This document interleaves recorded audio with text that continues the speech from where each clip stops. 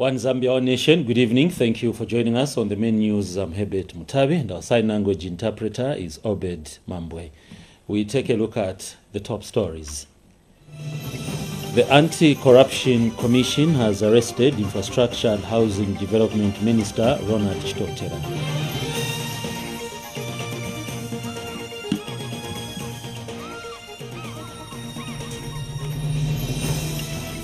The United Kingdom says it will resume part of its support to the health sector in Zambia.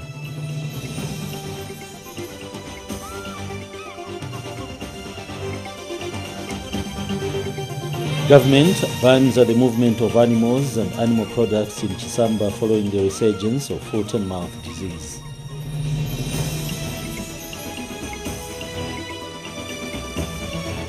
And under-23 national football team midfielder Crispin Sakulanda calls on football fans to support the team as it starts qualifiers for the 2019 Egypt Junior AFCON. And now the news in detail. The Anti-Corruption Commission ACC has arrested Infrastructure and Housing Development Minister Ronald Chitotera. Mr. Chitotera, 47, has been charged with 2 counts of concealing property suspected of being proceeds of crime. ACC Assistant Public Relations Manager Dorothy Mwanza has confirmed the arrest to ZNBC News in Lusaka today. Do you think they are being prosecuted? Do you think they are being prosecuted? What's your comment? Honorable Chitotera did conceal a property, namely lot number 148 of Farm 50A, situated in Makeni, Lusaka, disguised in the names of Diris Mukange, property reasonably suspected of being proceeds of crime. Details in the second count are that on dates unknown, but between the 1st day of July 2016 and the 30th day of October 2018 in Lusaka District, Honorable Chitotera did conceal a property, namely the remaining extent of subdivision A of lot 221 H3/M, situated in Ibex Hill, Lusaka, disguised in the name of Diris Mukange.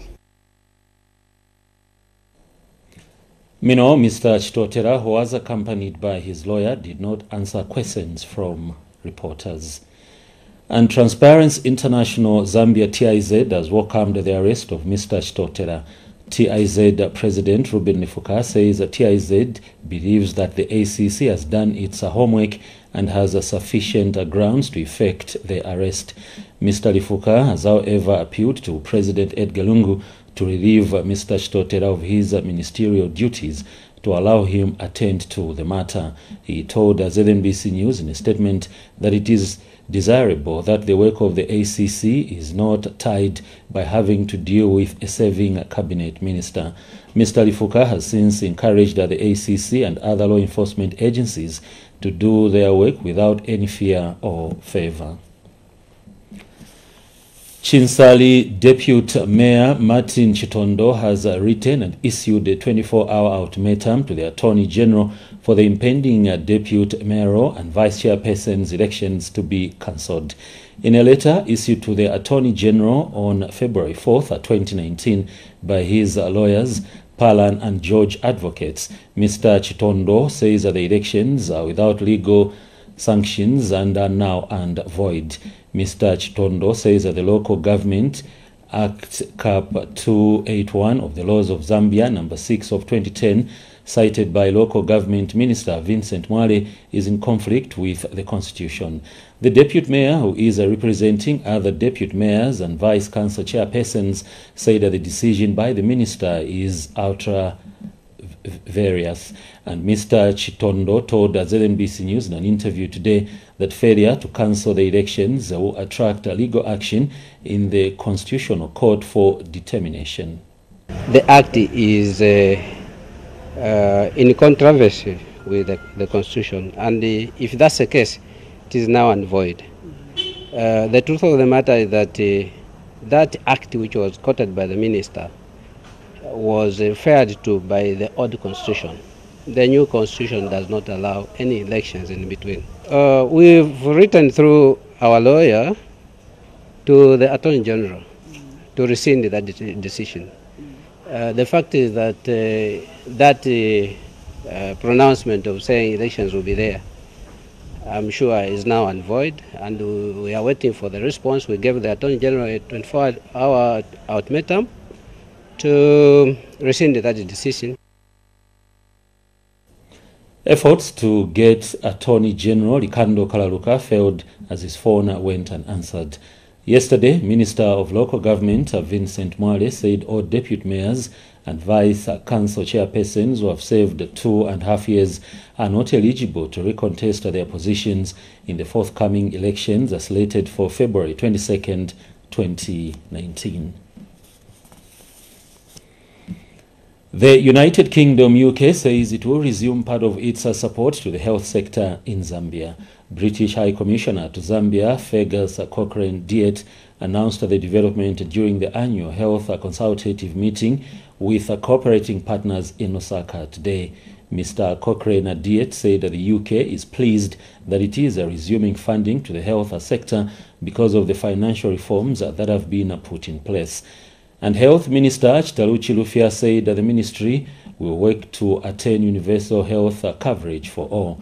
Dr. Chilufia said that the ministry is also determined to improve manpower in health facilities and has so far recruited over 17,000 health workers out of the targeted 30,000 by 2021. And representing cooperating partners, the Swedish ambassador to Zambia, Henrik Sedrin, pledged a continued support to the health sector. For all, to drive an agenda that produces the human capital that is healthy and productive, to drive our socio-economic development agenda, both for the 5-year strategic plan and for our national vision 2030. We did craft the National Health Strategic Plan 2017 to 2021, in which we focused on building resilient health systems to attain universal health coverage, anchored on primary health. And this agenda has reached the end of year 2. Today, we ask the question, where are we after 2 years of executing the National Strategic Plan? As we begin the 3rd year, we ask the question, where are we? The UK, we are glad that we will be able to resume some of our support to the health sector. And we had a discussion with the Permanent Secretary about this recently. And we'd like to increase the focus of the programme on family planning and adolescence and to support a responsible transition from other components.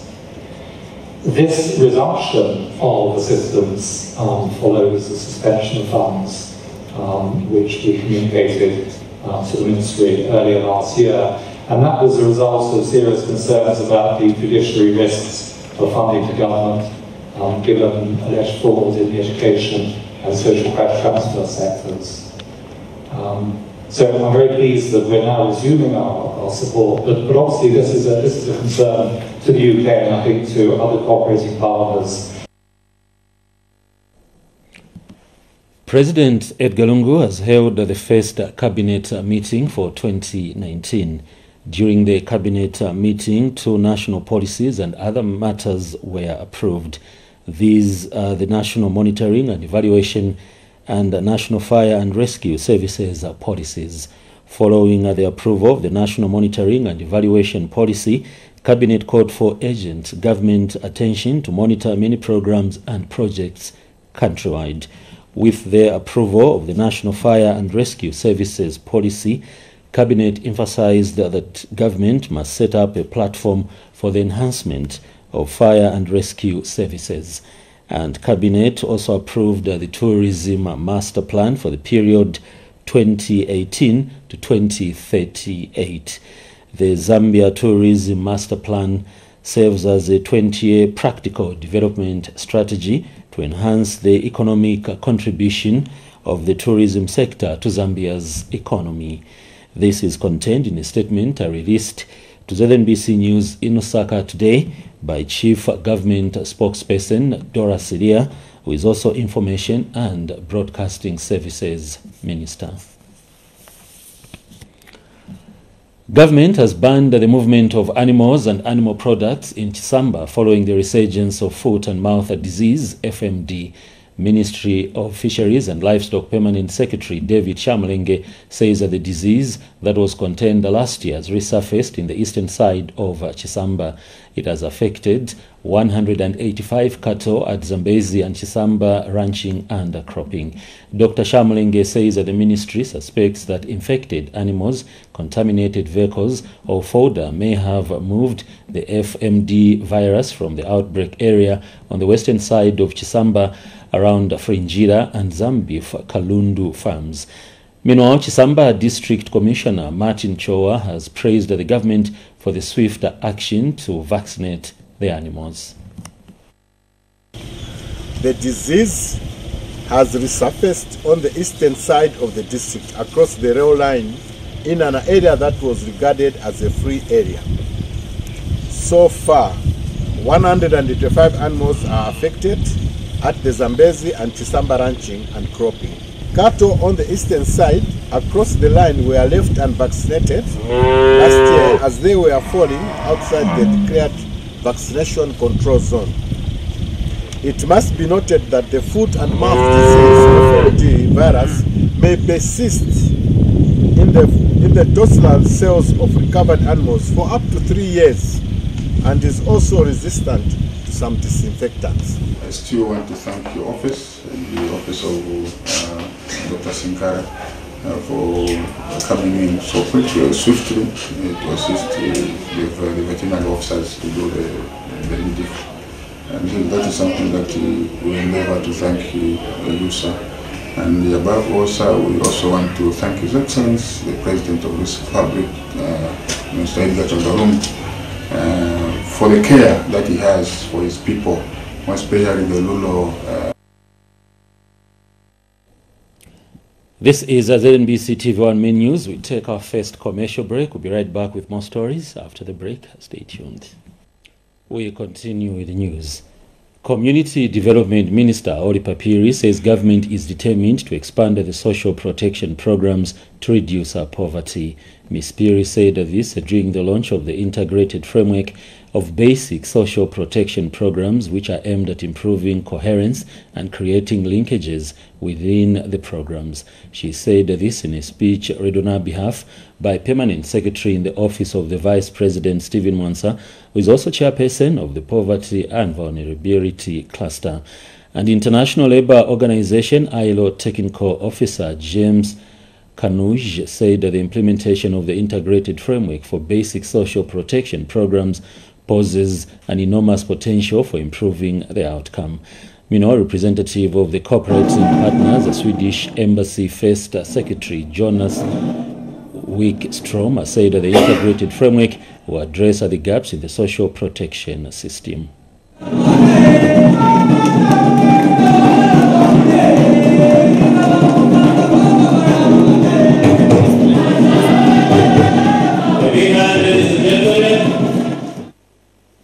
The government's desire is to see that all these factors ultimately translate into poverty reduction and existence of a more inclusive society. Ladies and gentlemen, you may wish to note that the framework was developed with the overall aim of improving coherence and creating linkages within social protection programs, as well as interventions in other policy areas, thereby improving synergies across social protection line ministries and ultimately enhancing the impact of government interventions. Also speaks to the need for more predictable resource mobilization to the programs for the sustained benefits of all beneficiaries in the sector. The framework has all the potential in making the efforts of the sector more coherent, coordinated and complementary. A set of transformative social investments with tangible returns on the health and productivity of their beneficiaries and potentially changing the lives of hundreds of thousands of Zambians. This framework also lays the groundwork for a more efficient use of public resources, improving coordination across various programs and the different parts of government responsible for implementing them, to fill gaps where too many previously had fallen through, and to identify where creating synergies among multiple programs can ultimately have more meaning and more lasting impact. Turkish Exim Bank Chief Executive Officer Adnan Yildirim plans to visit Zambia to discuss possible financing of infrastructure development projects. Mr. Yildirim says that Turkish Exim Bank is ready to support Zambia's infrastructure development programs in the short to medium term. He was speaking during a bilateral meeting with Zambia's ambassador to Turkey, Joseph Chilengi, in Ankara, Turkey. And Dr. Chilengi said President Edgar Lungu and his Turkish counterpart, Recep Erdogan, shared common aspirations for infrastructure development to trigger economic growth. Dr. Chilengi encouraged Mr. Yildirim to visit Zambia as this would open up new avenues for more bilateral cooperation between the two countries. This is according to a statement released to ZNBC News by First Secretary for Press at the Zambian Embassy in Turkey, Jerry Muntali. We take another break. Education News is next. First Lady Esther Lungu says Zambian girls deserve to have a decent education. Mrs. Lungu, who is chairperson of the Esther Lungu Foundation Trust, said this in Lusaka when she awarded 10 education scholarships to girls drawn from various parts of the country.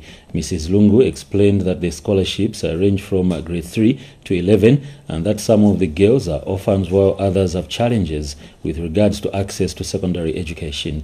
The First Lady is happy with the 4 girls who have come from a remote area, Lungo Mukuta, near the Democratic Republic of Congo in Milenge district. Mrs. Lungu bemoaned the lack of a secondary school in Lungo Mukuta area due to the bad terrain and the geographical location. The First Lady explained that during her visit to the area, she promised to sponsor some girls that would pass to grade 8. And one of the recipients of the scholarships, Sepiso Susiku, thanked the First Lady and the Esther Lungu Foundation Trust for the scholarships and for promoting girl-child education.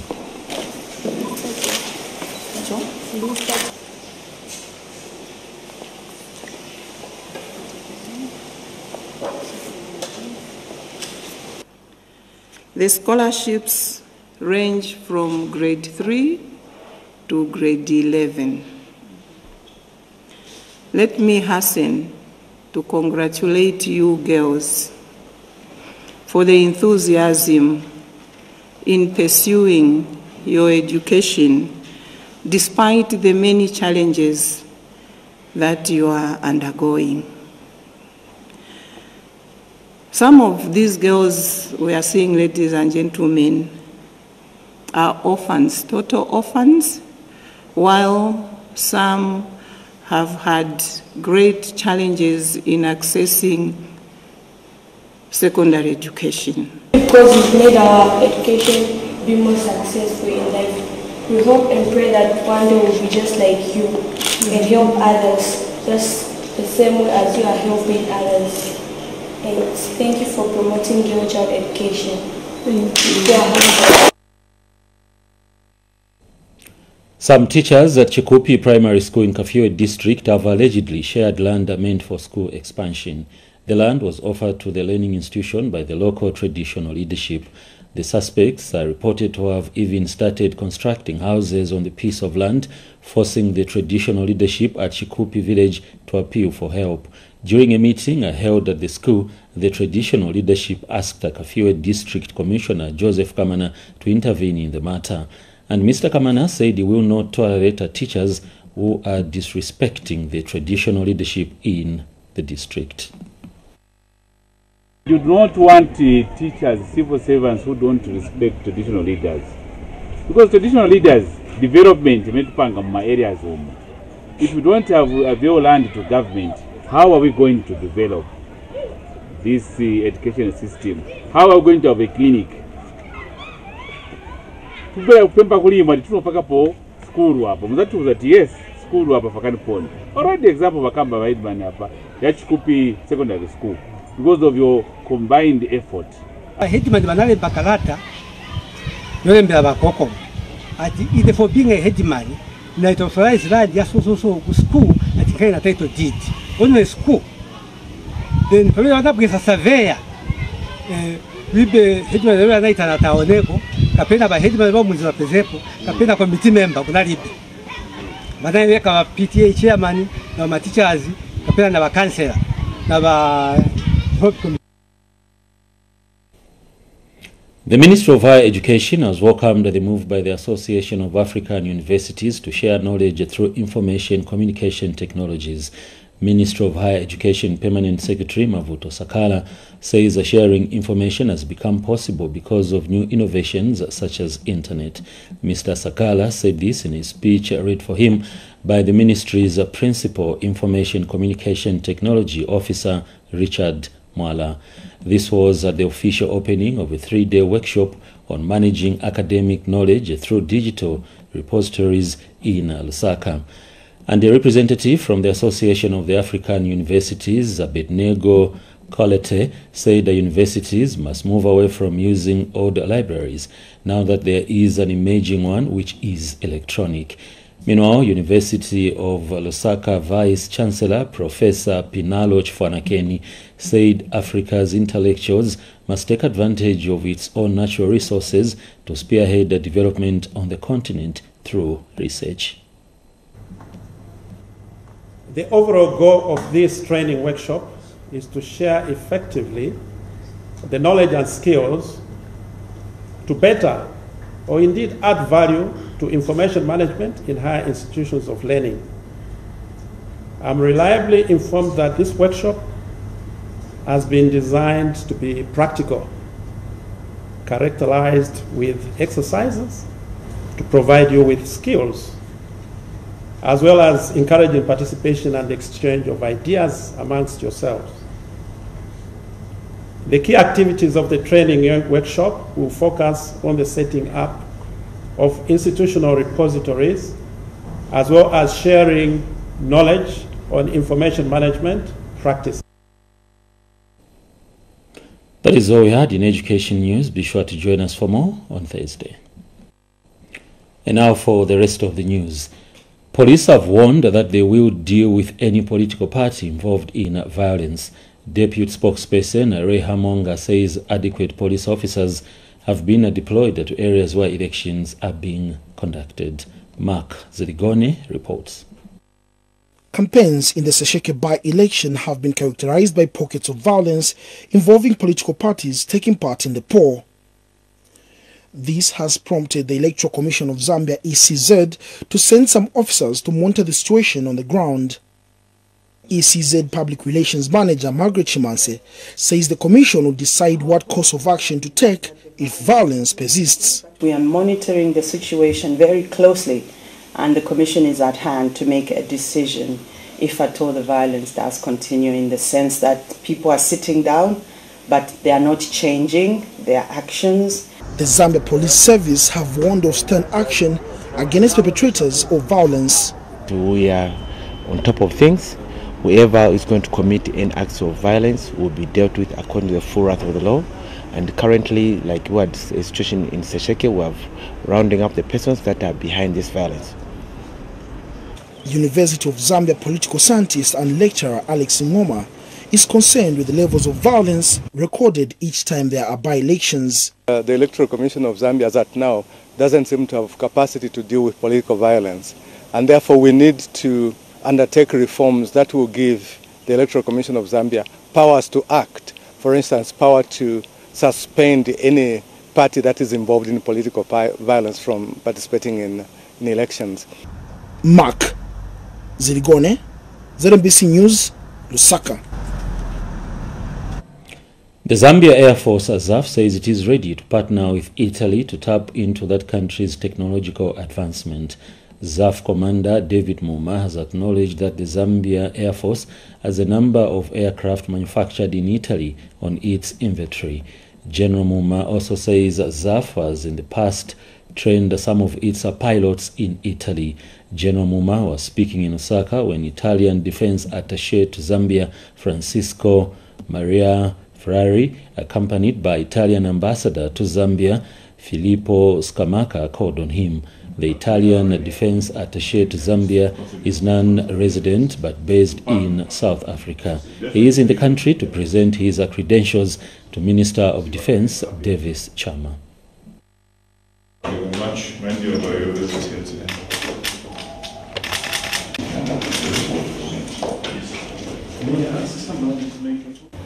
So we have this very rich history. Also had aircrafts which have been procured from the Republic of Italy, you know, the CI Machete, the piston one. Eventually I bought Airmaki MB326 GP, you know, light attack aircraft. And then we bought 8 Augusta Bell 47G, 205, 206, 212. And now, of course, we're very happy because we now have the C-27 jet. And I'm glad to report that 6 of the pilots left last week for training in Italy, and I was speaking to them this morning. They're doing very well, and I think the facilities also are very good. So with that kind of rich history, we only hope that that relationship can grow. The Industrial Development Corporation IDC says it is committed to developing Zambia into a cashew hub in Southern Africa. IDC Group Chief Executive Officer Mateo Kaluba says this is why the corporation has focused on increasing the production capacity of good quality cashew nuts in Western Province. Mr. Kaluba said this when he called on Provincial Permanent Secretary Sibanze Simchova at his office in Mongu. Zanis reports. There has been a lot of negative publicity regarding the implementation of the cashew nut project in Western Province, which authorities say have lacked technical facts obtaining on the ground. For this reason, a team from the Industrial Development Corporation, led by Group CEO Mateo Kaluba, has toured Western Province in order to have first-hand information on the project. This is because of the corporation's intentions to promote value addition and job creation in the cashew nut industry in the province. The IDC feels that the only way Zambia can fully benefit from the project is by promoting high-quality seed that can compete favorably on the international market. The quality of the cashew is critical, and that's why I must commend your team again and yourself, PS, for the tough decisions you took to make sure that the issue of quality was put in the forefront of this cashew development project for this problem. And Provincial Permanent Secretary Sibanze Simchova says one of the steps taken is to stop getting poor quality seedlings from local suppliers. When the project, the technical advisor was recruited, he disapproved of that practice. He was saying we need to produce cashew plantations that will produce cashew nuts of export quality. So I believe at the moment the price of cashew is 8,000 US per ton, but it's not any nut, it's not any cashew nut. Size matters, shape matters, and so on. So that starts from the seedling you raise. The team also took time to inspect cashew plantations in the province. Properly cleared over 100 hectares and planted over 100 hectares with a plan to expand to 500 hectares. The Industrial Development Corporation is the investor in this case. We are putting in, this year we expect to invest about $3 million into this project. It's a huge project, about 25,000 hectares, so every year we will commit resources towards expanding cashew in the province. And Zafiko says it plans to clear about 300 hectares of land for the project, in addition to the 103 which has already been planted. The stretch of land which you have seen so far, we've cleared 100 hectares, which we have since planted, and the activities are ongoing. As you can see, the land is being cleared, and with your support, the support of government through the IBC, we wish to state that we are very happy so far, and we wish to pledge that my team on the ground is equal to the task. Loveling Stizia reporting for Zanis in Mongu, Western Province. In sports, under-23 national football team midfielder Crispin Sakolanda has called on football fans to support the team as it starts qualifiers for the 2019 Egypt Junior AFCON. The Junior AFCON will be used as a qualifier for the Tokyo 2020 Olympics. Here's a report. The under-23 national football team has entered its second round of preparations ahead of the Egypt Junior AFCON. The team comprises of a mix of the 2017 under-20 winning side and standout performers from the current under-20 squad. Team midfielder Crispin Sakolanda is happy with the team's spirit in camp. Confidence and the morale is very high, and we have no doubt everyone can perform. As a team, we are highly focused and determined. Sakolanda also says the team wants to get to Egypt for the Junior AFCON, an event to be used as a qualifier for the Tokyo 2020 Olympics. As they prepare, they look focused, but as we are preparing more, and we aim to go high to the Olympics, so we are focused as a team because we are preparing well, and we have no doubt of having a victory. The plan is to beat the 1988 Olympics record. 21 players have since reported to camp. Prosper Chiluya is reported to be injured, while the likes of Jackson Kakunta and Boyd Musonda, among others, are yet to report. However, the road to Egypt Junior AFCON is only after success in the qualifiers, which will start with the Malawi game. Ephraim Chiluba for TV2 Sports News in Lusaka. And as we end the news, we take a look at the headlines again. The Anti-Corruption Commission ACC has arrested Infrastructure and Housing Development Minister Ronald Chitotera.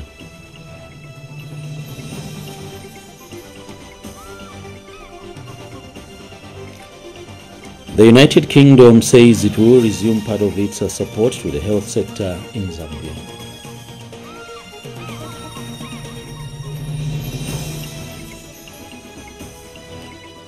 Government bans the movement of animals and animal products in Chisamba following the resurgence of foot and mouth disease.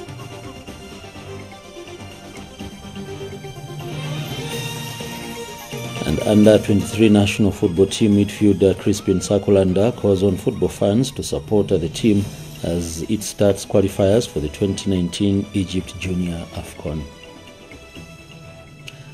That brings us to the end of the news. On behalf of the entire news production team and the sign language interpreter, Obed Mambwe, I'm Hebet Mutabi, who will be back again with another bulletin later this evening at 22 hours. Until then, good night.